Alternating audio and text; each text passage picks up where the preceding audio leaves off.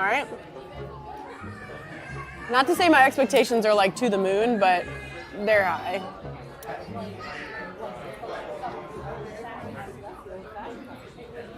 No. It's a little dry. Good chicken wings.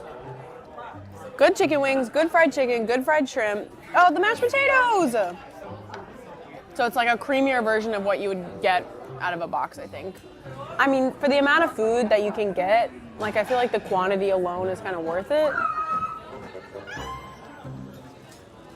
So we tried the Chinese buffet, we tried Golden Corral, and we were comparing both of them, and we realized how bad the actual food is at both of them.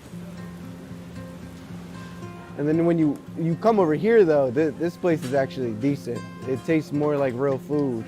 I'll definitely come back, yeah. This is my third time like the past two months.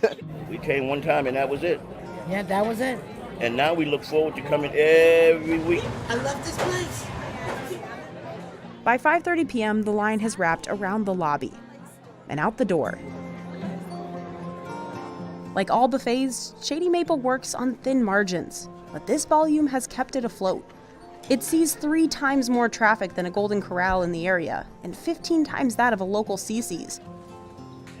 And because of that giant line, each platter of food is turned over quickly, within 20 minutes. That does alleviate some of the food safety issues because you're turning things over so quickly, nothing sits around for too long.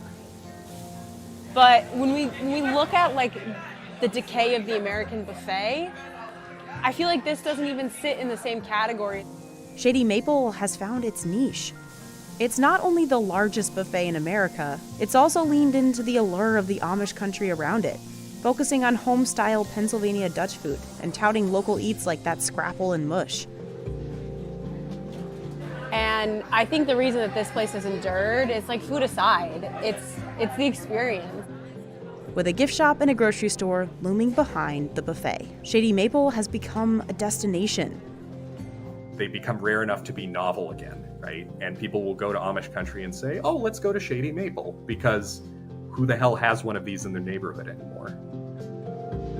We're just 24 hours away from kickoff, and this is when the action picks up. So the goal on a Friday before game day is always that everything is ready to roll. Deliveries from the main kitchen come in on the service level. Chris says this one truck holds as much as $20,000 worth of food. I'm sure he's got multiple pallets coming in. So it never stops, we just keep on going. With your legs. On a Friday like this, everyone's job is to get as much cooking done as possible. You don't want to have to walk in on game day and then do a whole lot of production. You just want to just go, go, go. In one area, they're setting up veggie platters and prepping salads. So stuff that can't sit for a long period of time without being compromised.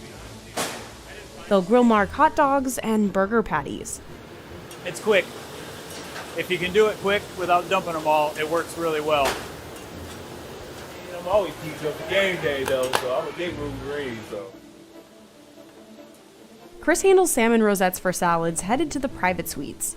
Can't be done too far in advance. It is fresh fish. You always have to make a little bit of spare. So if there's not one that's exactly the way I want it to look, I've got ones that I can work with instead. Then chefs bring the food to the cooler to load onto carts. There he is hiding back there. All right, there's your rosettes. This is an organizational nightmare. Each of these carts ends up at one of over 70 kitchens and prep areas around the stadium. So chefs run through checklists. Relish was 11. French onion is 9. To make sure the right dishes end up on the right cart. They also label each cart with the item and quantity. That way we know that we've got everything where it's got to be. He's getting nervous. He's had 400 carts to build, so. I know, right? In the main kitchen, hot food gets labeled with a color for each concession stand. And then where's the red? The red is actually pink. We don't do red here because it's Ohio State. They'll move as much as they can on Friday before the concourse fills up with fans. That way the food's up, ready to go. Chris heads out for the day around 6 p.m. When we walk into those doors tomorrow morning, they all know what's important. Couple minutes to 1 outside the big house. Time to fire it all up. Chef coming in. Chef coming in. I announce myself when I come in. The stadium itself will be swept by bomb dogs throughout the course of the evening. The last thing you want to do is walk into a dark, quiet kitchen and startle a bomb dog.